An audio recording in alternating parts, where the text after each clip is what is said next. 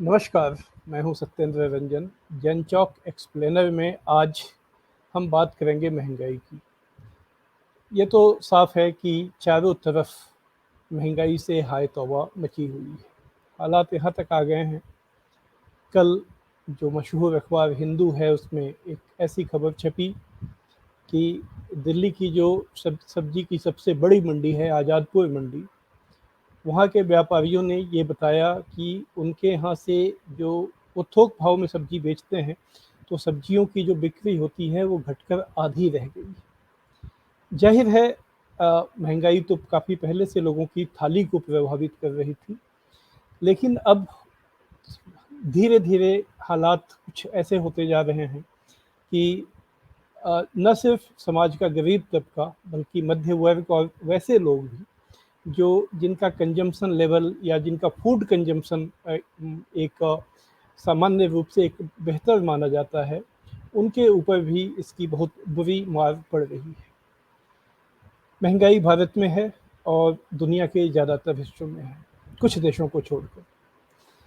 तो यह एक तर्क है, यह एक लॉजिक है जो कि सामान्य तौर पर जो सत्ता पक्ष से जुड़े हुए लोग होते हैं उनकी तरफ से दिया जाता है कि यह एक ग्लोबल फिनोमिना है, यानी एक दुनिया भर की घटना है, इसमें किसी एक देश की सरकार कुछ नहीं कर सकती। और इसलिए इसका निहितार्थ यह होता है कि लोग के सामने जो हालात आ गए हैं उसको सहने के लिए वो अभिशप्त हैं। किसी तरह वो कैसे इसमें अपना गुजारा चलाएं ये उनको ही तय करना है, इसमें सरकार या उसकी नीतियां उनकी कोई मदद नहीं कर सकती।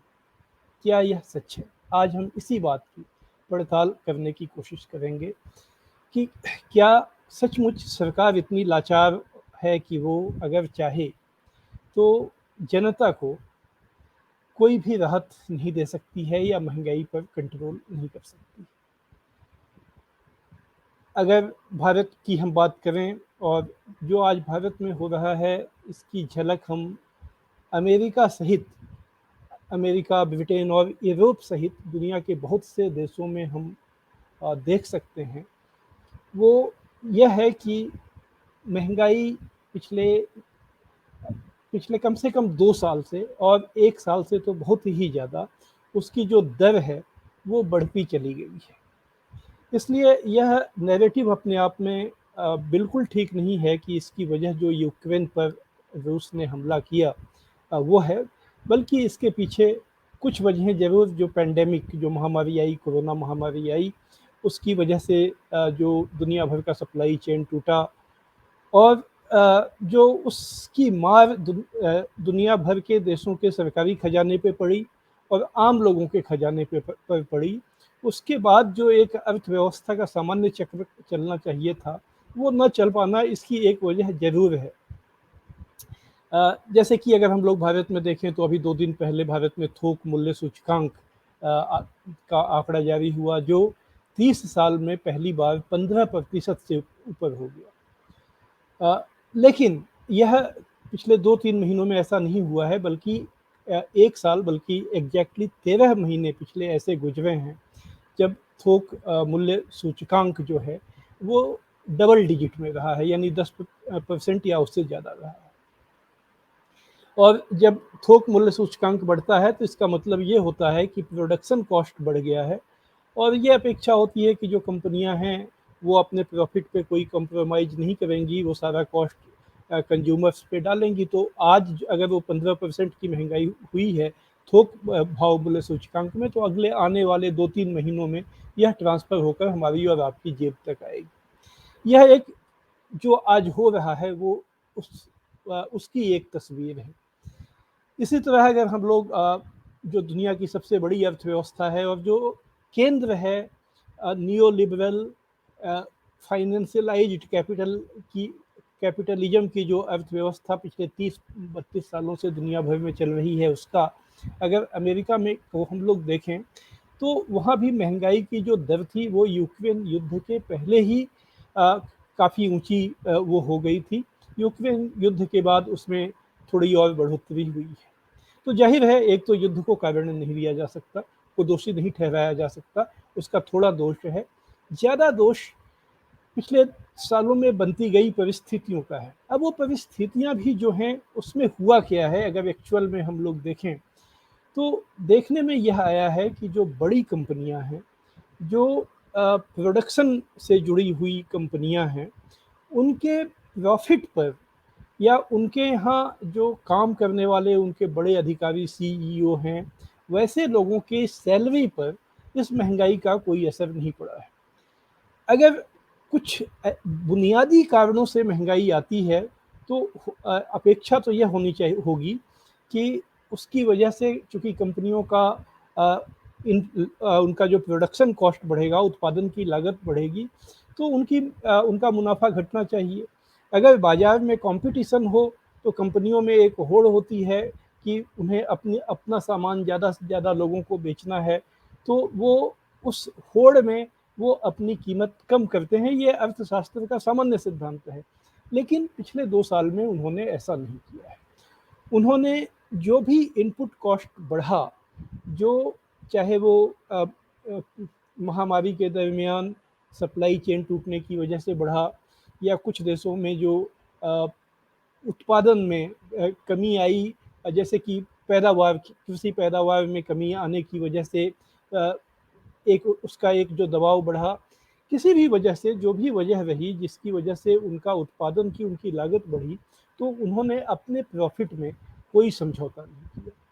और इस बात को अगर खुलेआम देखना हो, तो जिस समय कहा जा रहा है कि रूस अ, के तेल और गैस की सप्लाई ठहर जाने की वजह से जो तेल और गैस पूरी दुनिया में महंगे हो गए हैं और उसकी वजह से महंगाई का एक और नया दौर आ गया है। उसी दौर पर अगर चाहे वो अमेरिकी तेल कंपनियां हों या भारत में तेल की सबका कारोबार करने वाली प्राइवेट सेक्टर की सबसे बड़ी कंपनी रिलायंस हो, अगर आप उनके मार्जिन्स पर, उनके मुनाफे पर गौर करें, तो ऐसा लगता है कि ये युद्ध उनके लिए एक वरदान बनकर आया है। ये तमाम आंकड़े मीडिया में हैं कि कल ही ब्लूमबर्ग ने एक खबर दी, एक बड़ी लंबी रिपोर्ट दी जो भारत में आज ज़्यादातर अखबारों में छपी है और जिसमें बताया गया है कि कैसे यूक्रेन युद्ध के गुजरे हुए 2.5 महीनों में जो मुकेश अंबानी का जो उद्योग समूह है और गौतम अडानी का जो उद्योग समूह है, इन दोनों के मुनाफे में भारी बढ़ोतरी हुई है। अगर आप यही बात अमेरिका या या यूरोपीय कंपनियों में देखें तो वहाँ जैसे शेल कंपनी है जो तेल का कारोबार करती है, या शेवरन है, या बीपी है, ब्रिटिश पेट्रोलियम, ये सारी कंपनियों का मुनाफा काफ़ी तेज़ी से बढ़ा है। वजह क्या है? वजह यह है कि चूँकि तेल महंगा हुआ, तो तेल महंगा होने के साथ जो एक तो उनके पास पहले का भंडार था, वो भंडार भी उन्होंने महंगी कीमत पर बेचना शुरू किया और बाकी जो नया तेल उन्होंने उसकी जो आपूर्ति उन्हें हुई, जो उन्होंने खरीदारी की, उस पर जो भी कॉस्ट आया, वो कॉस्ट उन्होंने कंज्यूमर्स के ऊपर ट्रांसफ़र किया। अब आप एक एक और उदाहरण पे गौर करें कि ये महंगाई आखिर बढ़ती कैसे है और ये कैसे बढ़ी है। पिछले शनिवार को भारत ने ये घोषणा की कि वो गेहूँ का निर्यात रोक देगा। पहले तो खैर जो भी उसमें कहा गया था कि भारत दुनिया भर को खिलाएगा, लेकिन जो भी वजह रही भारत सरकार ने ये फैसला किया कि वो निर्यात रोक देगा। उसमें बाद में कुछ ढील भी दे दी गई है। लेकिन जब शनिवार को यह खबर आई, उसके बाद अगले दिन भी ये खबर आई कि विश्व बाजार में जो गेहूँ की कीमत है वो 6% बढ़ गई। अब सवाल यह है कि अभी तो ये फैसला हुआ, जो गेहूँ निर्यात के लिए चल चुका है वो जा चुका है। भारत सरकार ने यह भी कहा था कि निर्यात के लिए जो समझौते हो चुके हैं उनका पालन किया जाएगा, यानी वो तो जो पहले से बात हो चुकी है उतना गेहूँ भेजा जाएगा। तो सवाल है कि ये अगले ही दिन, जबकि एक्चुअल जो अवेलेबिलिटी है, जो उपलब्धता है गेहूँ की बाजार में, उस पर कोई फर्क नहीं पड़ा, उसकी कीमत 6% कैसे बढ़ गई? वो 6% इसलिए बढ़ गई कि जो स्पेकुलेटर हैं, जो वायदा कारोबारी हैं, जो फॉरवर्ड ट्रेडिंग करते हैं और जो सेंटिमेंट का फ़ायदा उठाते हैं। अब ये सेंटिमेंट बनाने के लिए भी वो मीडिया का इस्तेमाल करते हैं और अगर आज ये युद्ध हुआ जिसका एक्चुअल जो उसका इम्पैक्ट होगा वो 15 दिन बाद या 20 दिन बाद होगा, लेकिन वो आज अपने भंडार पर आज से ही ऊंची कीमत वसूल करना शुरू कर देते हैं। और यही काम इस जो मुक्त बाजार अर्थव्यवस्था में तमाम कंपनियां करती हैं। और इसीलिए यह जो आंकड़े आए हैं कि तमाम जो कंपनियां हैं जो प्रोडक्शन से जुड़ी हुई हैं, उनका जो प्रॉफिट मार्जिन है वो न तो कोरोना काल में घटा, न युद्ध काल में घटा है, बल्कि उस समय भी उसमें बढ़ोतरी देखने को मिली, आज भी बढ़ोतरी देखने को मिल रही है। अब यहीं पर मूल सवाल आ जाता है कि जब अर्थव्यवस्था इस ढंग से चल रही है तो क्या सरकारें कुछ नहीं कर सकती? या आज जो हालात बने हैं और जिसकी मार ज़्यादातर आबादी के हिस्से पे पड़ रही है, उसके लिए वो आर्थिक नीतियां जिम्मेदार हैं जिसके तहत सरकारों ने अपनी अर्थव्यवस्था में भूमिका कम कर दी।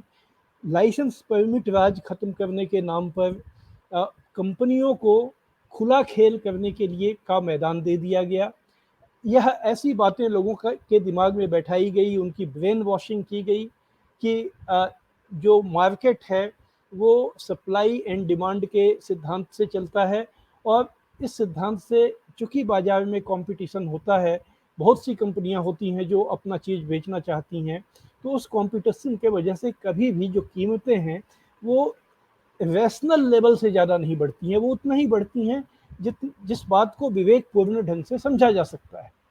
लेकिन असल में ऐसा तब नहीं होता है जब अर्थव्यवस्था में मोनोपोली कायम हो जाती है, जब कुछ क्षेत्र में कुछ ही कंपनियां रह जाती हैं और वो कार्टेल बनाकर कीमत को तय करती हैं। पिछले 30 साल में उदारीकरण के नाम पर, मुक्त अर्थव्यवस्था के नाम पर और ग्लोबलाइजेशन के नाम पर एक ऐसी ही अर्थव्यवस्था दुनिया भर में बनाई गई जिसमें जो इन्वेस्टर हैं, जो कंपनियां हैं, वो मालिक हो गए पूरी अर्थव्यवस्था के। और जब वो अर्थव्यवस्था के मालिक हो गए तो उन्होंने राज्य व्यवस्थाओं को भी अपने ढंग से चलाना शुरू किया, अपनी पैसे की ताकत से, अपने प्रचार की ताकत से। उसके भीतर में आज हम लोग यह देख रहे हैं कि एक जिसको कि कुछ अर्थशास्त्रियों ने कहा है कि हमारी अर्थव्यवस्था अंग्रेजी के अक्षर जैसी बन गई है। पहले तो ये के अक्षर जैसी बात आई थी अर्थ इकोनॉमी के रिकवरी के कॉन्टेक्स्ट में, यानी अर्थव्यवस्था के सुधार में। उसका मतलब ये होता है कि जैसे अंग्रेजी के अक्षर में एक रेखा ऊपर की तरफ होती है और एक रेखा नीचे की तरफ होती है, तो जो ऊपर की तरफ के जो लोग हैं, जो ऊपर में हैं, जो समाज के ऊपरी तबकों के लोग हैं, उनकी अर्थव्यवस्था तेजी से सुधरती है, जबकि नीचे के लोगों की अर्थव्यवस्था नहीं सुधरती है। ये के शेप रिकवरी की बात है। लेकिन जब के शेप इकोनॉमी ही बन जाए, वही एस्टेब्लिश हो जाए, तो इसका मतलब है कि नीचे के जो लोग हैं वो लगातार नीचे जाते ही रहेंगे और जो ऊपर के लोग हैं वो जो भी मूल्य पैदा होगा, जो भी संपत्ति पैदा होगी, वो उनकी तिजोरी में पहुंचती रहेगी।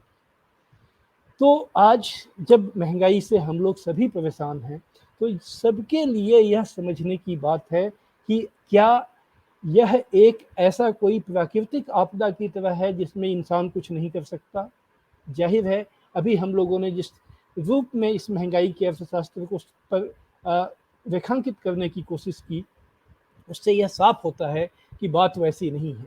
यह बात जानबूझकर जो नीतियां अपनाई गई, जानबूझकर अर्थव्यवस्था का जो स्वरूप अपनाया गया, उसका परिणाम है।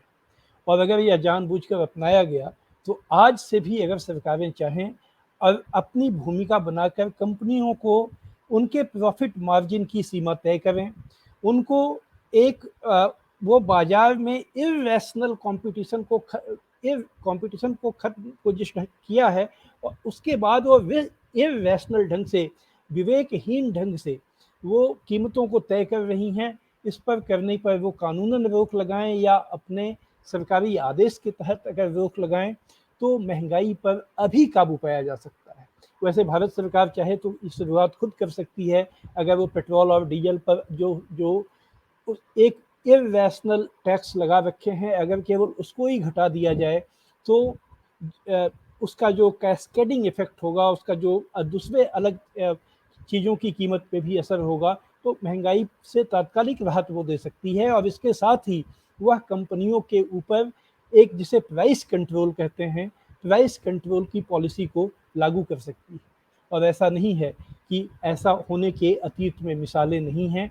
अमेरिका, जिसे कैपिटलिज्म का गढ़ कहा जाता है, वहाँ 1973 में या 1972 में वहाँ के जो प्रेसिडेंट थे रिचर्ड निक्सन, उन्होंने प्राइस कंट्रोल की नीति लागू की थी। उस समय भी एक महंगाई का दौर आया था, लेकिन उन्होंने प्राइस एंड वेज कंट्रोल की एक पॉलिसी लागू की। नतीजा हुआ कि महंगाई पर काबू पा लिया गया था। लेकिन तब वो नियो लिबरलिज्म के पहले का काल था। तो बात को समअप करते हुए, बात उसके सार संक्षेप में जाते हुए, हमारे कहने का तात्पर्य यह है कि महंगाई एक के कुछ वजहें जरूर ही ऐसी हैं जिस पर शायद इंसान का नियंत्रण न हो, लेकिन मोटे तौर पर लार्ज जो इसका स्केल है वो इंसान के अपने उसने जो चयन किए हैं, जो उसने रास्ता चुना है, ये उसका नतीजा है। और अगर ये नतीजा है और सरकारों के दिमाग में सचमुच अपनी जनता का कल्याण उनकी प्राथमिकता हो, तो वह इन नीतियों को पलटकर लोगों को राहत दे सकती हैं। और तब शायद उन्हें लोगों का ध्यान भटकाने के लिए मंदिर मस्जिद जैसे मुद्दों में लोगों को उलझाने की ज़रूरत नहीं पड़ेगी, क्योंकि जनता देखेगी कि वह उन्हें सचमुच राहत देने के लिए काम कर रही है। लेकिन अभी दुर्भाग्य से ऐसी स्थिति नहीं है। तो आज बस इतना ही। एक्सप्लेनर के अगले कार्यक्रम में हम किसी और विषय के साथ आपके सामने हाजिर होंगे। नमस्कार, धन्यवाद।